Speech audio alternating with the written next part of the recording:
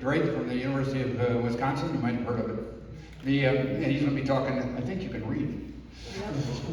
Anyway, I'll let him talk about himself in a moment. We'll start in. There you go, sir. All right. Excellent. Thank you so much.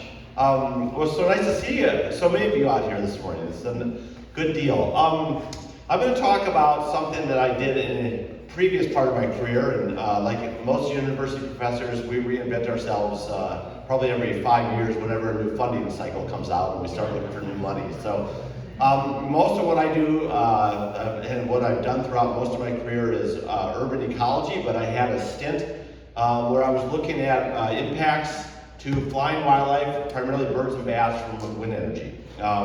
And my lab and I did most of the post-construction research in Forward Energy, the 86 turbine wind energy farm that's just about 2 miles east of Fort Con here.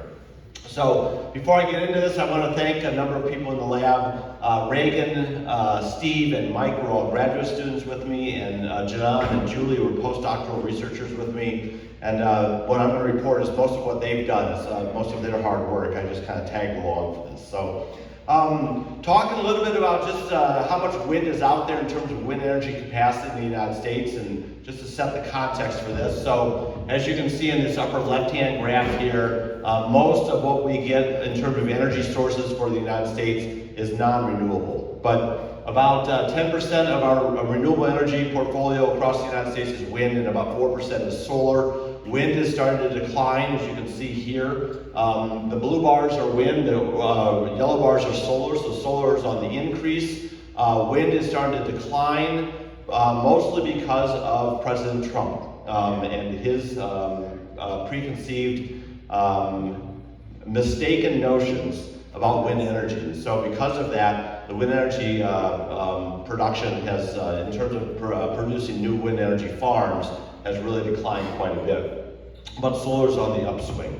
And if we turn to Wisconsin here, at one point, we had a goal in Wisconsin that we wanted 25% of our state's energy portfolio produced by renewable sources, and that has also declined, primarily because of Governor Walker in 2008. He was not a friend of wind energy, so wind energy has not really been promoted very much in the state of Wisconsin. We have 10 what you would call industrial-sized wind energy or wind farms across the state of Wisconsin. You can see by these blue circles here, they're primarily in the eastern part of the state. Wind energy companies develop wind energy maps before they invest all the money into creating a wind energy farm.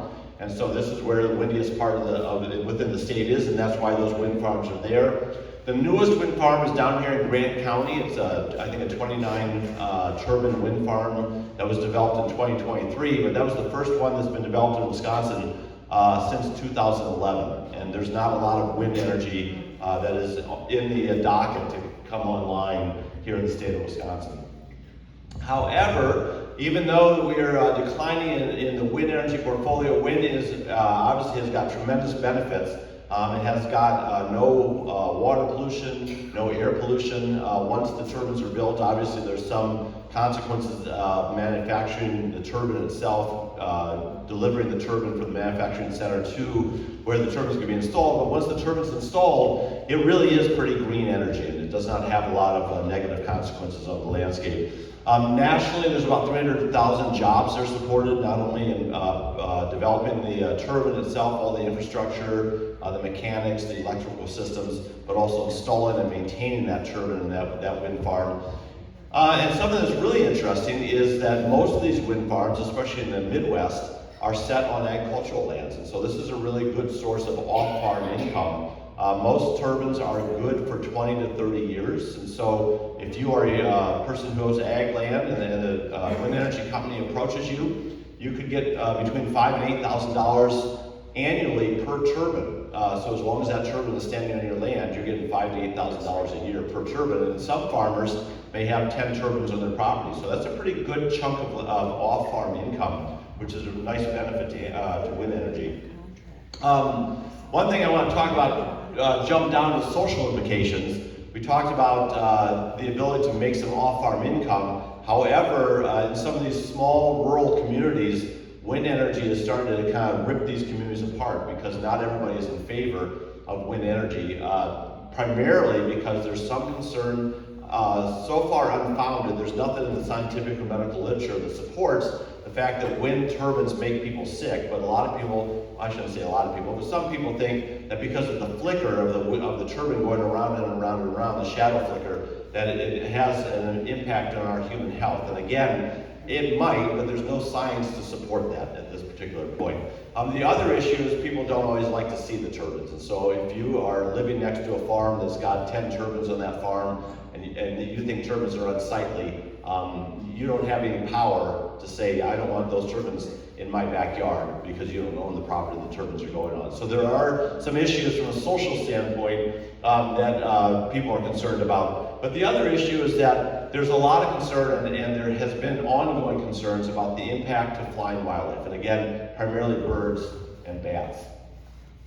So there's a couple of different types of impacts. The direct impact is actually a bird or a bat colliding with the turbine, either the monopole that holds that turbine, the blades up, or the actual spinning blades. And so as that bird or bat collides with that, the turbine infrastructure, it can at the very least injure itself, but most often it can kill itself through just blunt force trauma. So there's some direct conflict with that. There's indirect conflict.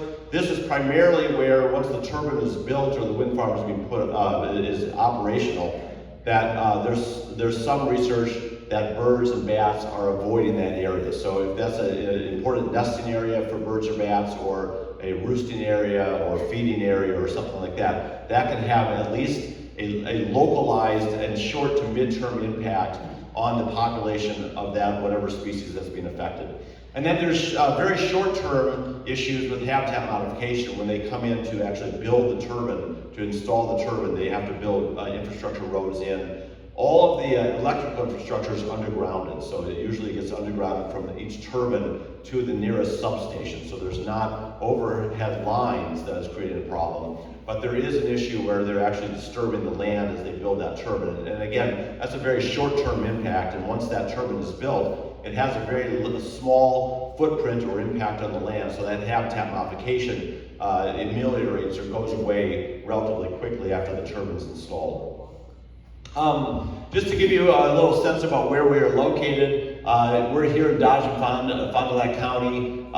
We looked at the Forward Wind Energy, which is literally 2 miles to the east of here. So there was a big concern when Forward Energy was putting their plans together about the impacts because of Horicon Marsh and Horicon Marshes, just the amount of habitat that it provides for a whole host of flying wildlife, primarily waterfowl. But Forward Energy's got 86 turbines scattered over 32,000 acres. About 97% of the land that the turbines are located on is ag land. And I'm not sure how well you can see this lower right-hand picture, but just to show you, all those red dots, if you can see them, are the turbine locations, and all the green dots are the locations where we conducted research to monitor bird or bat impact from those turbines.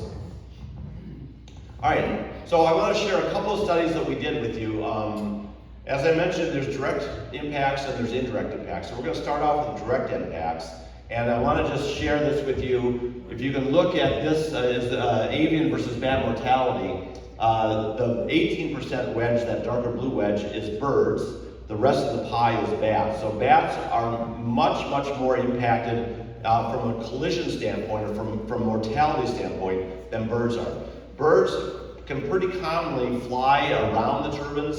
We have witnessed on many occasions where birds are flying actually through the rotor swept zone, or as the blades are spinning, birds are able to fly right through those blades without getting hit. There's typically 3 blades on a turbine, and even though the tips of the blades might be going at the rate of speed of about 168 miles an hour at the very, very tip of that blade, if you fly near the hub, that blade's not moving all that fast, and birds are able to navigate through there. And we've seen whooping cranes even navigate right through the middle of the rotor swept zone. So birds are able to do it, and that's one of the reasons that there's many fewer mortalities of birds.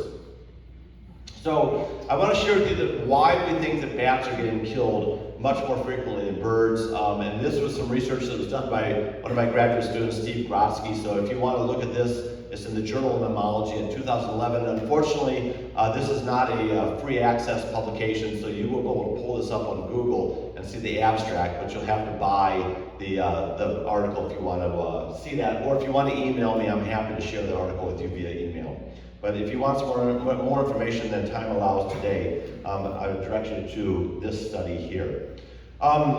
So when it was starting to get discovered that bats were much more impacted from direct collision or mortality, were suffering much more mortality than birds, people started trying to figure out, well, why exactly is that? And there was a study out of Canada by a researcher named Erin Barrowald and some of her colleagues where they suggested that bats were getting killed not necessarily by colliding with the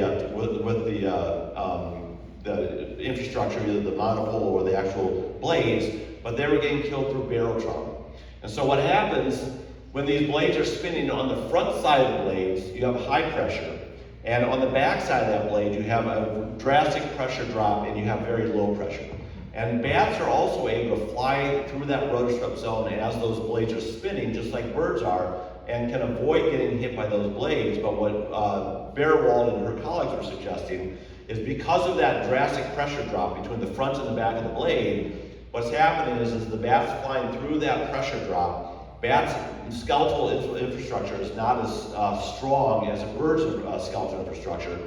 And as the bat's going through that pressure drop, that pressure is actually imploding the internal organs of that bat. So very similar, if you go deep down, if you've ever scuba dived, or gone down into deeper waters, you dive into that water, you can feel the pressure on your body.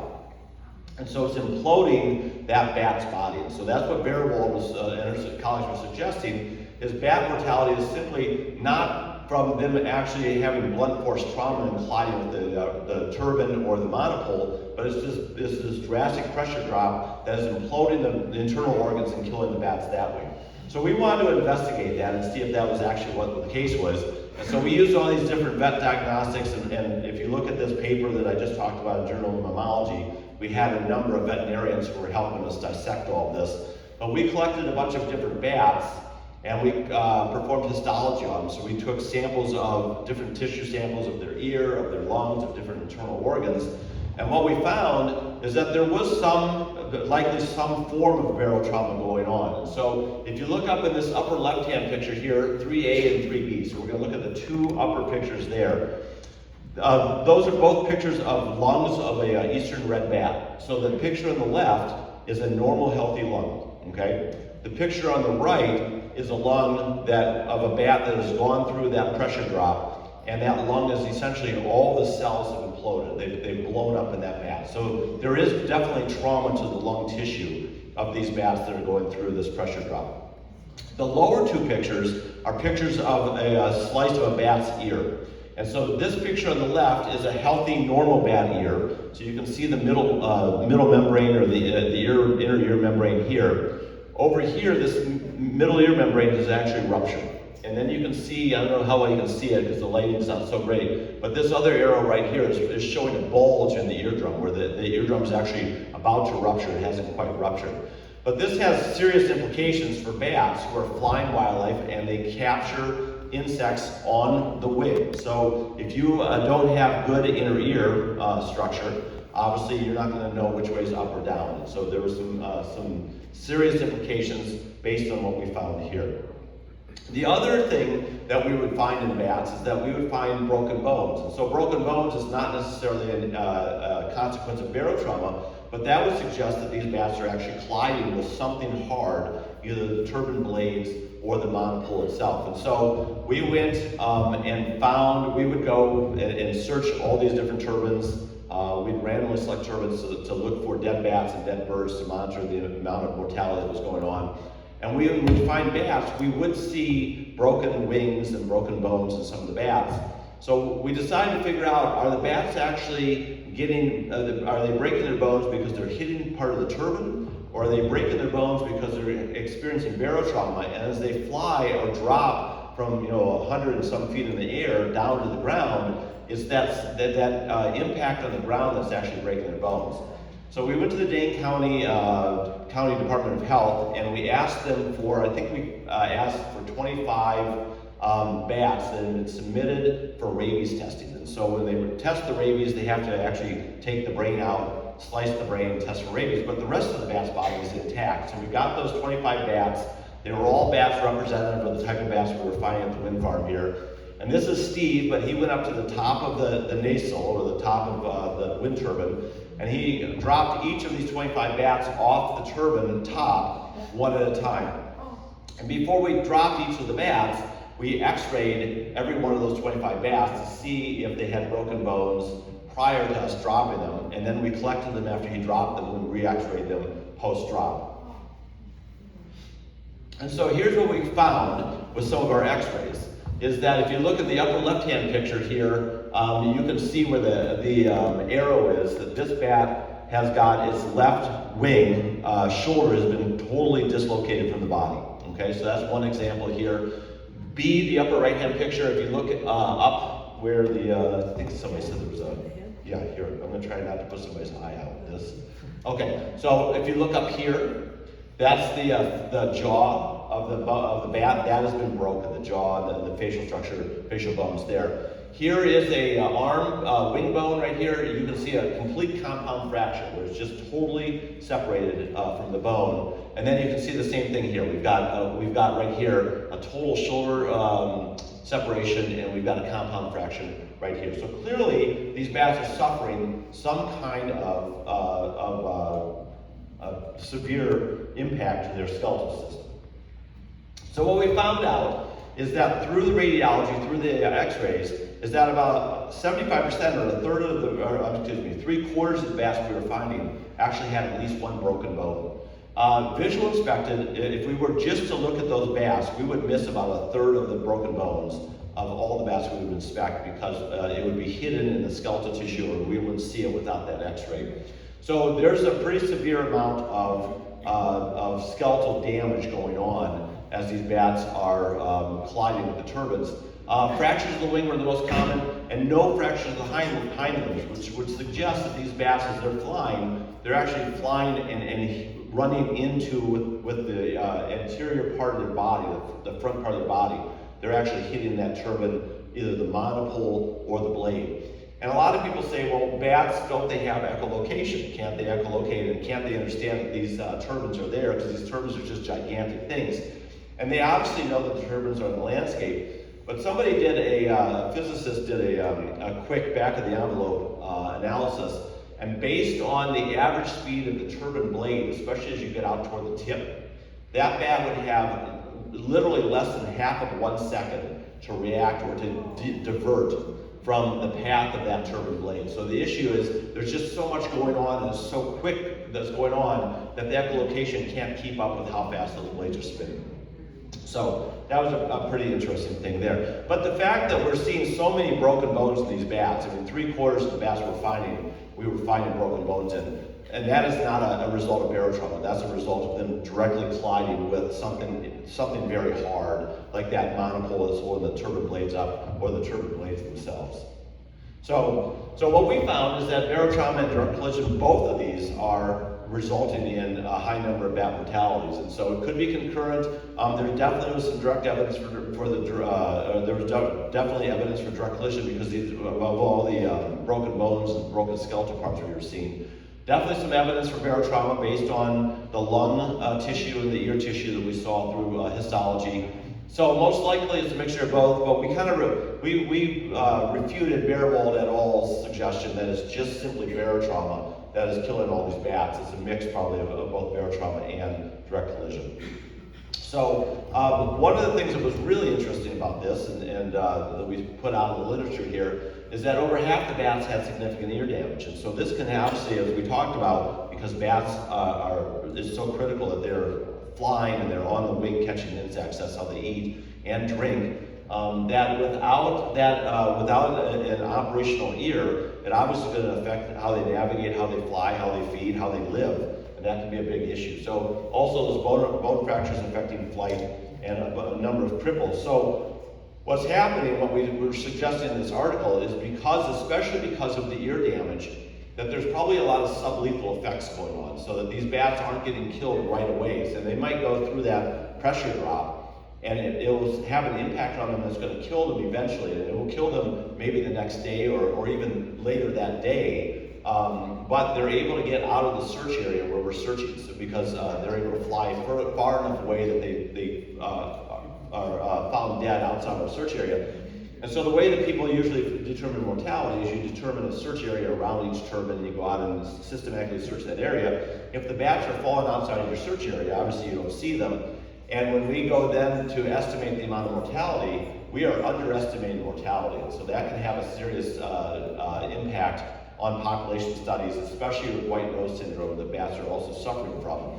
So there's a lot of issues going on here, and there's a lot of research that has been going on for decades now in how to mitigate bat mortality at wind farms. And there's really no good way to mitigate bat mortality at wind farms other than turning those turbines off on high bat nights. And so when you know that you've got a pulse of bat migration coming through, turn that turbine off, and you may not even have to turn all the turbines off. You may just be able to select which turbines based on where those bats are going. The other issue is it's been determined by some other researchers that on low wind nights, so the lower the wind is, the more bat mortality there is, and the idea is that on those low wind nights, the bats are around the turbines because they're feeding on the insects, and they're getting hit by those turbine blades as they're feeding. On higher wind nights, the turbine blades are actually spinning faster, but it's blowing the insects out of that area, so the bats aren't actually there because there's nothing to feed on. So the other idea is to increase what's called the cut-in speed. So instead of the turbine blades start spinning when it's maybe 6 miles an hour wind, the turbine blades start spinning when it's maybe 9 or 10 miles an hour wind. And so some of those types of mitigation attempts have been studied and have been very effective to actually turn the turbine blades off. But there's some economics to this. So some of these wind farms are owned by municipal power companies. So Alliant Energy, Madison Gas and Electric own these wind farms, some wind farms. And so if they have more latitude to turn blades off because they can absorb losses on some nights when you're not actually producing energy from the wind farm, or you could possibly pass that rate increase on to your customers. There's other wind farms like Ford Energy here, which is all privately invested in. It's a private company. And because the investors want their money back, they want to make profit, they're a lot less willing to turn turbines off on nights of high impact, when there might be a high impact from bat mortality. So there's a lot of really interesting wrinkles to this story here. But that's what we found with the bat impacts. Okay. So the next thing I want to quickly turn to, and let's see, I think I've got until 3 o'clock to talk to you today. Let me see here. The next thing I want to talk about is that other type of impact of indirect, okay? So this is an issue where an animal, a bird or a bat's not actually getting killed, but it might be getting pushed out of that area, or the habitat of that area where the turbines are, that bird or bat may have used that area before the turbines were installed, and now there's something about that turbine that's just not making that animal feel comfortable, and it's having to go someplace else. So obviously there's some concern, there could be some consequence to that based on nesting areas, feeding areas, migration routes, things of that nature. So I want to share a study that we did with raptors that looks at indirect impacts. And so this was done by Reagan Dahm, who's another graduate student with me. And this was in Frontiers in Ecology and the Environment, if you want to take a look at this. Again, unfortunately, it's not a free public access publication, but if you would like more information on this publication, if you want to email me, I'm happy to email the whole publication out to you. Okay, so when wind farms are installed, in Wisconsin here, any wind farm that's 100 megawatts or higher in terms of the amount of total energy it's producing, it has to get permitted through the Public Service Commission of Wisconsin. So the newest wind farm, which is Red Barn down in Grant County, I think that they were at 92 megawatts. And so wind energy companies also make this calculation that if I stay under 100 megawatts, I may not be producing as much energy, I may not be making as much money, but I don't have to go through the whole state permitting process. And so one of the things about going through the permitting process through Public Service Commission is the Public Service Commission used to, and I'm not in this world anymore, so I don't know if this is still the case, I'm guessing it is, but they used to require the wind energy company to pay for 2 years of post-construction studies on impacts to birds and bats. And so that's why my lab, we got all the contracts, all the work for Forward Energy. We did all the 2-year post-construction for Forward Energy. And so what typically we look at is what did everything look like before the wind turbines went in, and what does everything look like after the wind turbines have been installed and in operation. And then we look at 2 years immediate post-construction. So that's what we looked at there.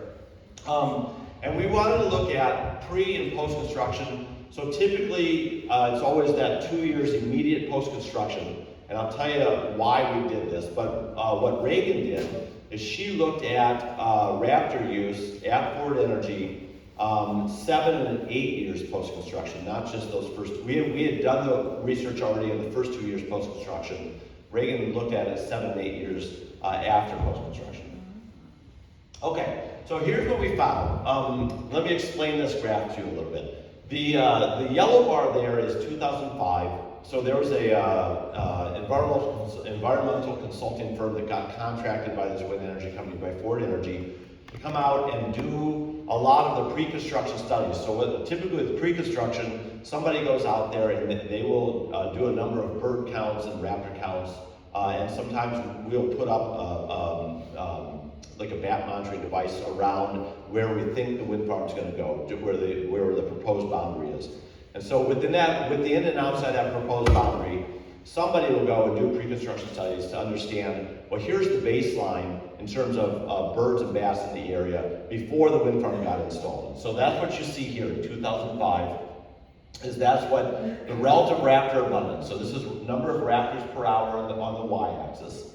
And on the x-axis is the number of years, okay? So 2005, they did the pre-construction. 2007 is when construction of that 86 turbine wind farm started.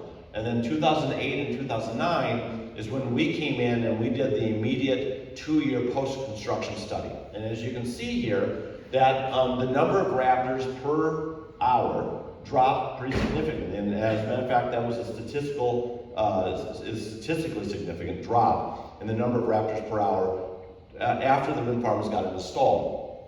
But one of the things that we noticed between 2008 and 2009 is that even though you see that number of raptors per hour dropped in 2009, even more than it did in 2008, there were a couple of species of raptors where the numbers were still lower in 2009 than they were in 2008, but the numbers were starting to click back up. Okay, so and not for every raptor group, but some of the raptor species we started to see, well, some of these raptors, we are seeing the number of individuals of red-tailed hawks, for example, higher in 2009 than we did in 2008.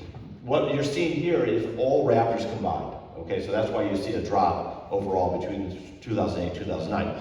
So once we started seeing this, I had this like curiosity in my head, like, well, maybe over time these birds do adapt to this area and they will come back. And so that's what Reagan studied. She went out 7 and 8 years later and looked at raptor abundance, or number of raptors per hour, 7 and 8 years later. And as you can see, there's no significant difference between 7 and 8 years post-construction relative to pre-construction. So the raptors actually did come back, and they did, once they adapted to the wind turbines being on the landscape, they definitely came back. And this is significant because there's a lot of concern, especially for bald eagles and other big flying birds like that if you push them out of that area, and because they're territorial, where are they going to go? And what's that impact going to be on the population and things like that? So this is pretty significant that over time, birds are going to adapt, at least the raptors are, and they're going to come back.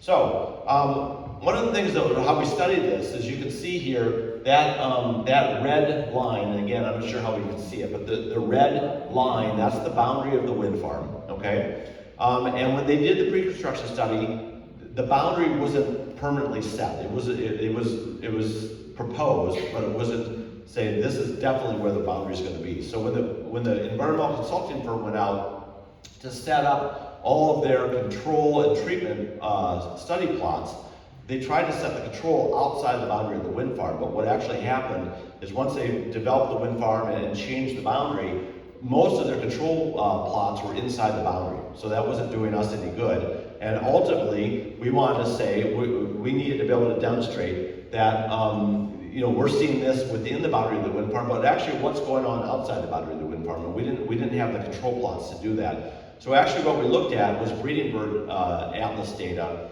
And breeding bird atlases every year, if you're not familiar with it, during the breeding season, there are transect routes that are run across the entire United States, but obviously through Wisconsin here. And we looked at the transect routes that were closest to the forward wind energy boundary, but they were outside the boundary, and we wanted to say, what do the raptor counts look like outside the wind farm? And are we seeing an overall drop in the number of raptors, which would suggest that it's not just unique to the wind farm, there's something else going on that's driving the raptor numbers down? Or are the raptor numbers, are they steady outside the wind farm, but they're decreasing inside the wind farm, which would then give credence to our data suggesting that yes, the wind farm is having at least a temporary impact on raptor abundance. So we were not able to look at the control sites, but we looked at breeding bird surveys. And breeding bird surveys for all of the raptors we were interested in, those breeding surveys never deviated from pre-construction and post-construction. So there was nothing going on statewide or at least regionally that was impacting or declining, causing a decline in the raptor population. So the decline we saw between pre-construction and those immediate 2 years post-construction really was, at least our data would suggest, it was due to the installation and operation of that wind farm. Okay, and then the other thing I'll show you here really quick is that this is just some species we looked at. So we've got turkey vulture up top, red-tailed hawk, accipiter. So we just combined accipiter, which is primarily Cooper's hawk and sharp-shinned hawk. Northern harrier is the second and last on the bottom, and American kestrel is the last one on the bottom. So the top three, and again, the yellow is pre-construction, the middle, the blue is the first immediate 2 years post-construction, and the green is 7 and 8 years post-construction. So turkey vultures, red-tailed hawks, and accipiters, they all came back to pre-construction levels. There was no significant difference statistically between our 7 and 8 year post-construction and pre-construction. Northern harrier and kestrel, they stayed reduced in terms of the number of raptors that we were counting per hour. And that is more of an impact. There is some impact and effect from the wind turbines, but these two species statewide are also declining. So it's not just the farm, the wind energy farm, that's actually causing that decline. There's something else going on that's affecting these two species in particular. So how come we don't have owls in any of this? Does this not affect the owl population at all? It probably could affect the owl population, but we can't see. When we do this, we're doing all this during the day because we're visually sighting birds and we can't see them at night. So you can use acoustic monitoring, and acoustic monitoring nowadays is much, much more developed than it was when we were doing these studies. So we could have used radar, mobile radar, and we could have also used acoustic monitoring, but it was cost prohibitive for us to do it at that time. But yeah, that's a good question. Okay, so that's what we see here. So we saw an increase, like the diversity of raptors and the abundance of raptors came back 7 and 8 years post-construction relative to what it was pre-construction. Here you can see, again, there's 2008, 2009, so our two immediate post-construction years, and then 7 and 8 are the last two bars on the left, or on the right there, excuse me. And you can see proportion of behavior activity. So this is just up to 100%, for example, there. Yellow is avoidance, so that they're actually avoiding the turbine. Purple is no response, and red is high risk. And so what you can see here, we determined high risk is if a raptor is flying within 100 meters of a spinning blade. Okay, so that's what we call a high risk.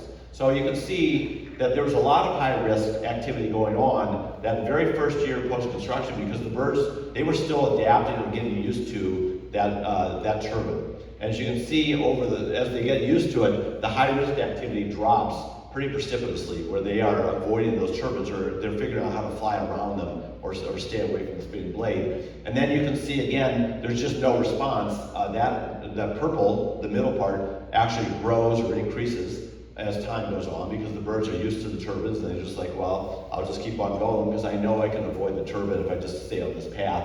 And actually, the avoidance activity actually dropped as time went on, because again, the birds are used to those turbines. So that was pretty interesting to see that.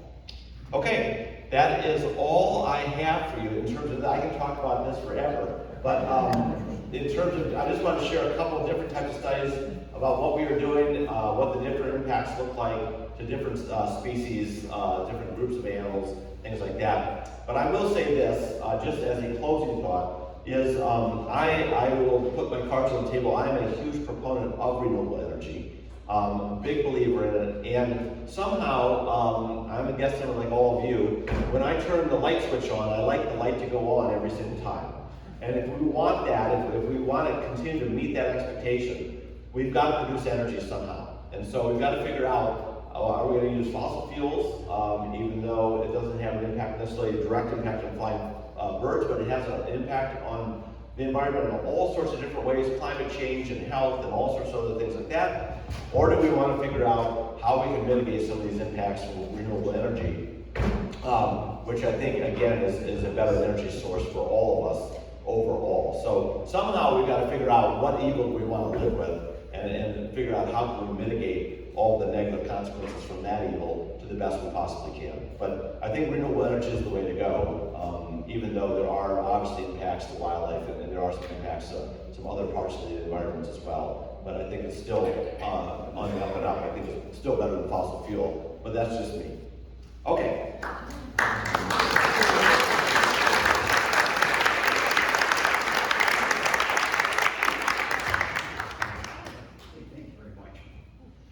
I know some of you have questions. Just go ahead and sit there, but it's break time for the rest of you.